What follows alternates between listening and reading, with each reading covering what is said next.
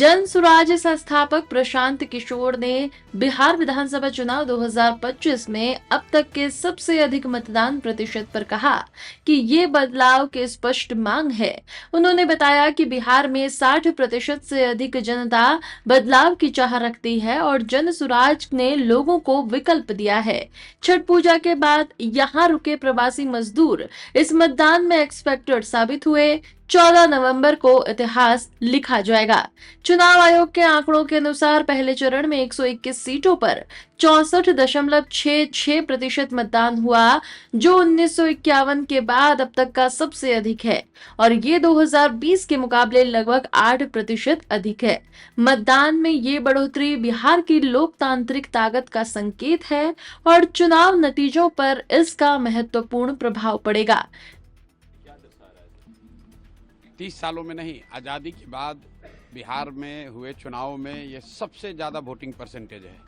ये दो बातों को दिखाता है। पहला कि जो बात हम लोग पिछले कई महीनों से, बल्कि मैं 1-2 साल से कह रहा हूँ कि बिहार में 60% से ज़्यादा जनता बदलाव चाहती है और पिछले 25-30 साल से जो राजनीतिक विकल्प के अभाव में एक तरह से धीरे धीरे राजनीति को लेकर, चुनाव को लेकर उदासीनता बन गई थी, विकल्प नहीं था लोगों के पास।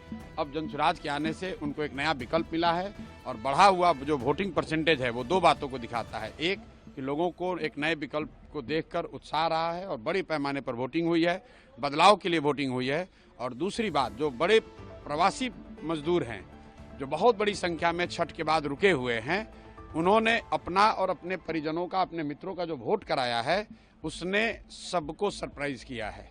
और जितने लोग ये बैठे हुए थे कि महिलाओं को 10,000 पैसा मिल गया और उसी से हम लोग जीत जाएंगे, इन चुनाव में महिलाएं तो हैं ही, लेकिन महिलाओं से बढ़कर प्रवासी मजदूर एक्स फैक्टर है। इस चुनाव का एक्स फैक्टर प्रवासी मजदूर हैं।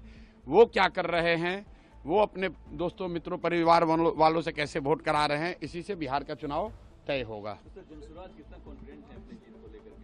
जनसुराज बिल्कुल कॉन्फिडेंट है कि 14 तारीख को आप देखेंगे इतिहास लिखा जाएगा। बड़े बड़े पंडित, कोई ये नहीं बता रहा था कि जनसुराज इस बार इतने बड़े पैमाने पर वोटिंग होगी।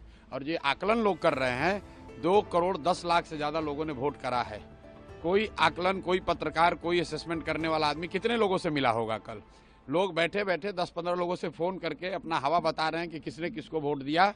किसी को जानकारी नहीं है। जब 14 तारीख को काउंटिंग होगी तभी पता चलेगा कि 2 करोड़ से ज्यादा लोगों ने किसको वोट दिया है सबसे ज्यादा मात्रा में। जो हम लोग देख रहे हैं कि जो प्रवासी मजदूर है वो बदलाव चाहते हैं और बहुत एग्रेसिव होकर उन लोगों ने वोटिंग किया और कराया है।